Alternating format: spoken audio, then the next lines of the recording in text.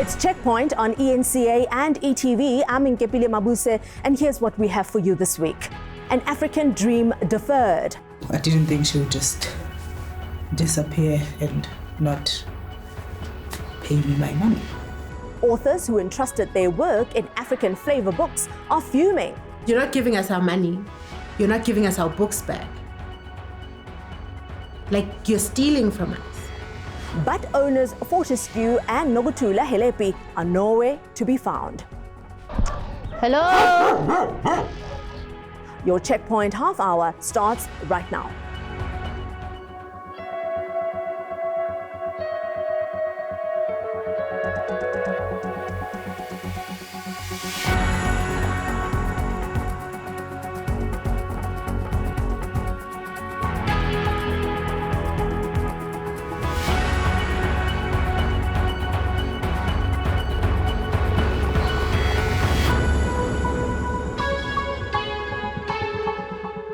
While international authors can sell more than 100 million copies per title, in South Africa, a mere 5,000 books make a bestseller, with authors considered lucky to sell 1,000 books in their lifetime. The odds are stacked up high against local writers. According to the South African Book Development Council, reading for leisure in this country is far less preferred than listening to the radio, watching television, and even shopping.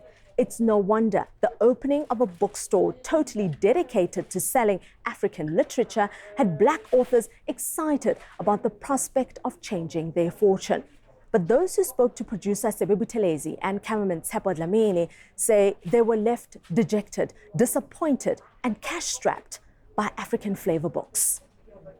We are here at the Abantu Book Festival with... Founded in December 2016, Abantu Book Festival has been described as an annual pilgrimage for Black writers and readers. It's held in Soweto and has fast become a key item on the African literary events calendar. Founder Thando Mqolozana thought the stars were aligned when he came across a Black-owned bookstore just months before launching the festival. So the way that the literary landscape is set up in South Africa is that bookstores, everything, the whole ecosystem of publishing is not owned by Black people. And so to have a Black-owned initiative such as African Flavour Books was a milestone for us. We imagined many branches of African Flavour Books across the country. Not only did we imagine it, we actually worked towards it. African Flavour Books is owned by couple Fortescue and Nogutula Helepi. Their first store was launched in 2013 in Vanderbijl Park, Southern Gauteng. Mqolozana appointed the Helepis as designated booksellers for the 2016 Abantu Book Festival. Hours leading up to the opening, red flags of possible unreliability went up, he says. At 10 a.m. we call them. Fortescue Helen, we call him, he picks up the phone, I can hear that he's in the car. He says, "No, my brother, don't worry, we just entered Soweto." Around 4, when the formal activities are done, people are just mingling now, waiting for the food and all of this, they show up. There was also another problem. My debut novel, me as the organizer and director of this thing, was not there. He approached Helepi, who he says apologized, blaming publishers for not delivering. Post the festival, African Flavour Books opened an even bigger branch in Bloemfontein, Johannesburg, the following year. Mqolozana gave the Helepis a second chance at his second book fest, hoping previous mistakes would be corrected. By popular demand, our readers suggest to us that there is an author called Ayobami Adebayo, who is Nigerian, whose book was really big. They're like, Abantu has to have this author. Ayobami comes, has her session, and now Abantu Book Festival has grown so big, we've had to to put up a marquee, an 800-seater marquee. So when she comes out of the event, she's followed by hundreds of people to the bookstore where they're going to buy her book and she can autograph it. Guess what? There is not a single copy of Ayobami's book. There wasn't any. African Flavour Books states as their mission to be a world-class African bookshop that provides high-quality products and excellent customer service.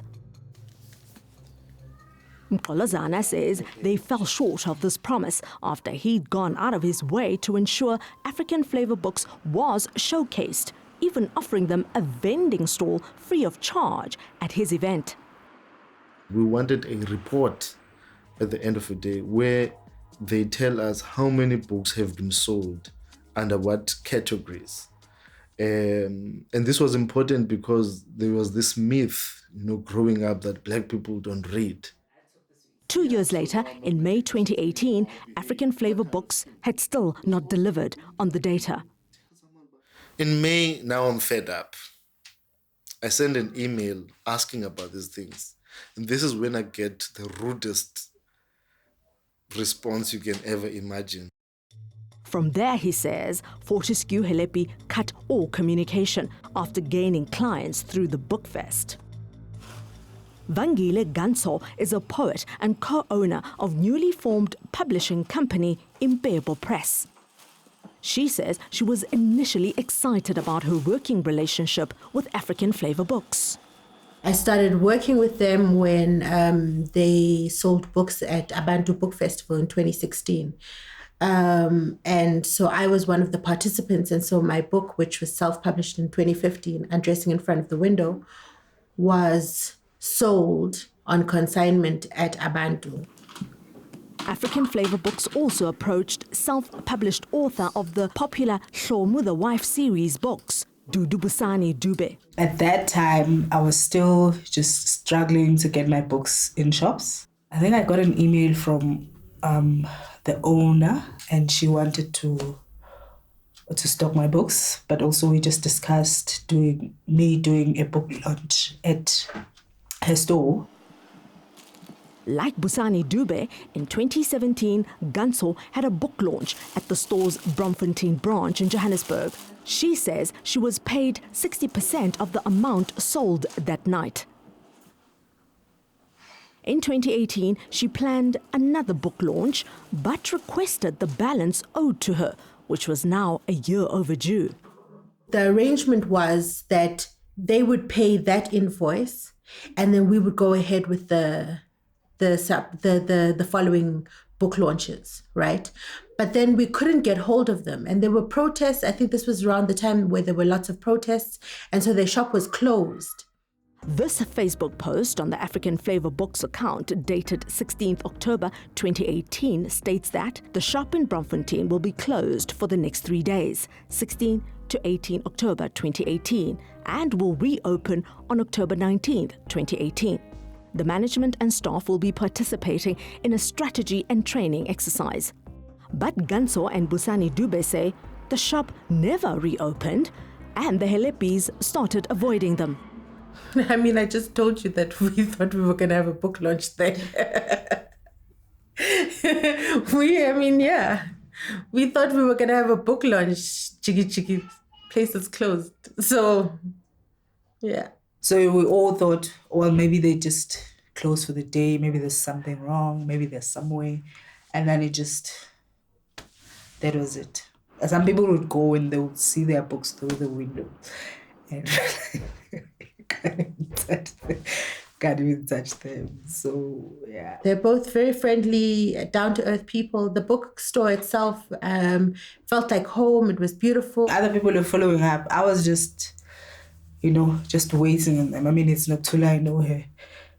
We're cool. I didn't think she would just disappear and not pay me my money. When Fortescue Helepi was appointed as one of the judges for the Sunday Times Literary Awards, disgruntled writers started voicing their disapproval on Twitter. Helepi was removed from the judging panel following the backlash. As Impebo Press, they owe us close to 10,000 rands. For me personally, they owe me money for books from 2016 because we're an independent press. We don't have that kind of money. We can't just let that kind of money go. Gunso says she even offered them a payment plan. We wanted to say, okay, you can't pay now, but what if we work with installments? Do you understand? So we were open to anything as long as there was some kind of communication. But and just dropped off the face of the earth. Checkpoint knows of at least 16 other authors and publishers who say they are owed monies by African Flavour Books. They all claim the Hilepis are now not taking their calls. I mean, we've emailed, WhatsApped, phone calls. My phone number was blocked at some point. I'm certain of that because I would call and it wouldn't ring at all. And then I would use someone else's phone and it would ring, but then it wouldn't be answered. The thing about African Flavour Books is that it was everybody was just hoping that they would work. Everybody was just willing to support them because they were selling strictly our books, African, authors only. It's disappointing because we want to support Black business. And obviously, this is not to say that we're going to stop supporting Black business because of this one particular Black business. But it's infuriating that this is a representation of Black business. Coming up, African Flavour Books employees left out in the cold. I can't say I have actual paperwork that proves that I worked there because they didn't give anyone a contract at all.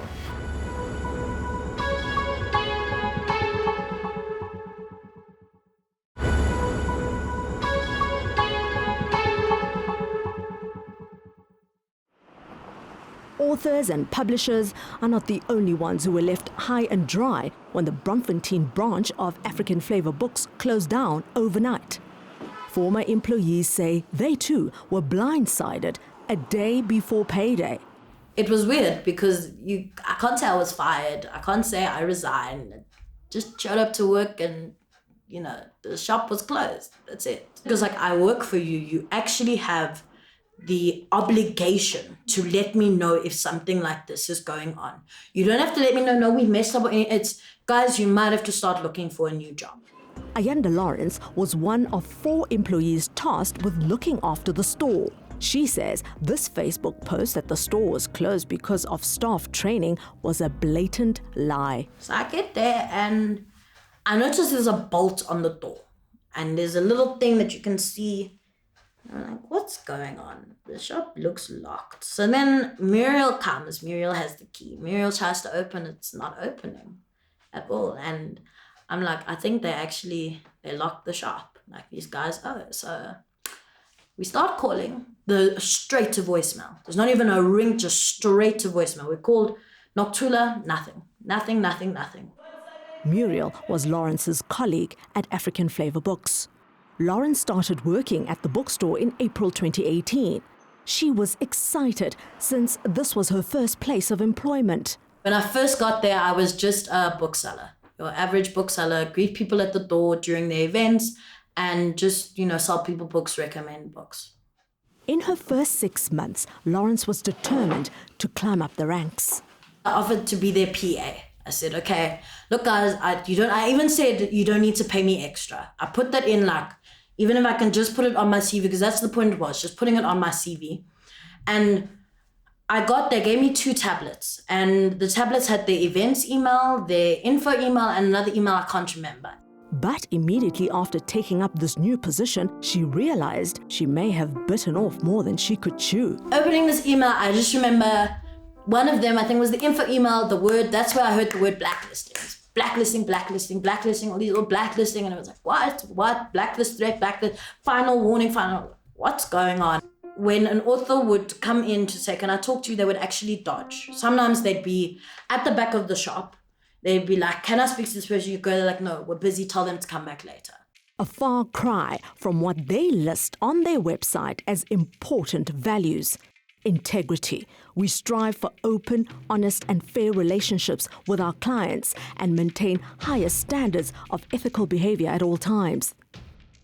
Instead, Lawrence says she found herself dodging authors and publishers who called about monies owed. People would call and they'd look at the phone and they'd just put it down. They wouldn't answer it, they'd look, and it was especially Noctula. She'd look at the phone, she'd always was stressed. You could see it was a publisher, it was this name or that one, and she would actually ignore the call. And yeah, I think this is the part where I've always had kind of the moral dilemma about this, is that they were actually very nice people. They were, and I think the word that I think people would call it now is they had psychopathic tendencies where they could be nice in public, but with what they were doing it wrong. And that was kind of the problem, is it's like, but they're such nice people, they're family. She says none of the employees had contracts. I can tell you I work there. I've got the work shirts from there, but I can't say I have actual paperwork that proves that I work there, because they didn't give anyone a contract at all. Lawrence told Checkpoint she doesn't know how the Helepis spent the money withheld from authors, because as staff, although they worked 9 hours a day, 6 days a week, they were paid 1,500 Rand per month, way below the minimum wage. What upset Lawrence about the sudden closure even further is that she had personally recruited some of the authors whose books were being sold at the shop. One such author is Nathaniel Z. Mpofu, who penned Inkless Quills. I had spoken to him. I spoke to Fortescue saying this person is from Zim. They've just won an award in Zimbabwe. Can they bring the book here? And they bought the book. They didn't pay them. And now it makes me look bad. Fed up with waiting in vain, in November she made the hour-long trip from Joburg to Vanderbijl Park to demand answers and her salary, which was a month overdue. We get there and they looked like they had seen a ghost. Because I could see, because the distance was from here to here. We're walking in, they see the sun, they see us. Noctula freezes. I actually remember, I'll never forget, she freezes and she looked shocked. They start saying, no, there was a problem with South Point, not knowing that I've seen how much money you guys owe. I've been there, I've seen you guys have problems with authors, so... And I'm just standing there like, oh, okay, so there's an issue with South Point and there's been a misunderstanding. Okay, me in my head being like, you guys are lying. I know you guys are lying, but it's cool. Let's see how far you're willing to take this. That was the last time she interacted with the Helepis, she says. Also struggling to get his money back is Vaal University of Technology student and aspiring filmmaker Vusumzi Mkabela. He was working on his debut film when he and Fortescue Helepi of African Flavour Books crossed paths in June last year. When I came to him, he really sounded like a person who supported black talent, who supported black art that was unappreciated. The African Flavour Vanderbijl Park branch has an art gallery where Mkabela was hoping to screen his work in September 2019. He says Helepi quoted him 3,000 Rand. I had to try to find or get money somewhere, and then through my own ways, as a student, I only was able to raise about 600 Rand, which I then immediately submitted it to him as a payment, as an initial payment. Love it. So after the payment, Mkabela says he was given the cold shoulder. That 600 Rand meant, I know it may sound ridiculous, but then it meant a lot to me. As a student, 100 Rand is a lot. In August, after coming to terms with the fact that the screening was not going to take place, he went to Helepi to ask for his money back. I saw a different person, a person that was very different, very, very different to the person who told me that they are for black empowerment, that they are for black talent and black art. I said to him that I'll take him to court, and he was like, go ahead, and we'll see where does that will take you. The small claims court case was not a success, simply because I also had to pay money there. So it was another money on top of the 600 Rand that I need. When he saw the wave of complaints against African Flavour Books on social media, he realized he was not alone. Like spitting on artists' faces is not something new to him. Next, The Vangelis of this world, do you have? Yes. You like them? Of course. disgruntled authors shocked that their books are still on sale, but none of the proceeds are coming their way. That's messed up. Because you're not giving us our money. You're not giving us our books back. Like, you're stealing from us.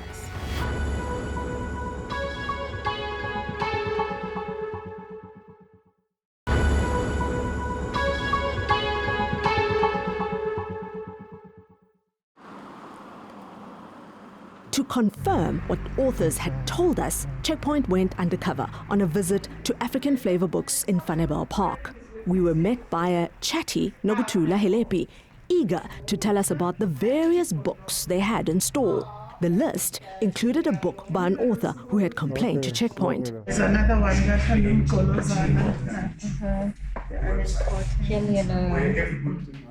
This infuriated Mqolozana.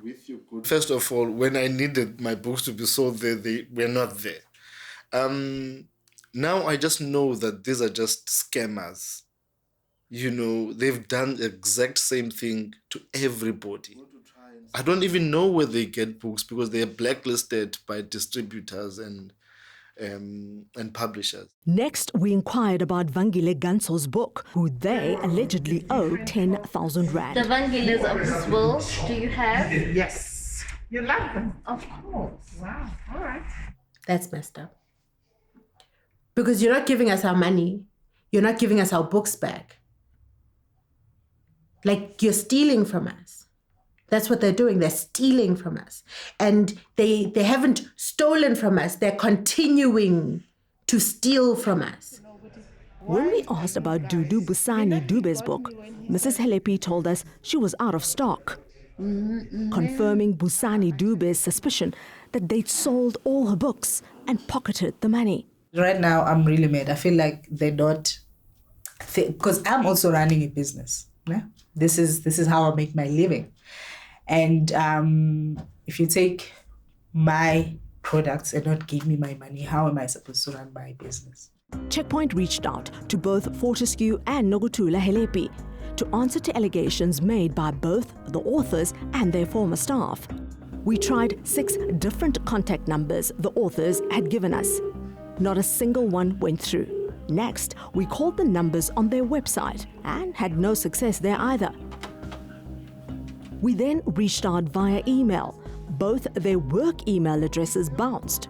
While Mrs. Helepi's Gmail account seems to be working, she has not acknowledged receipt of our correspondence.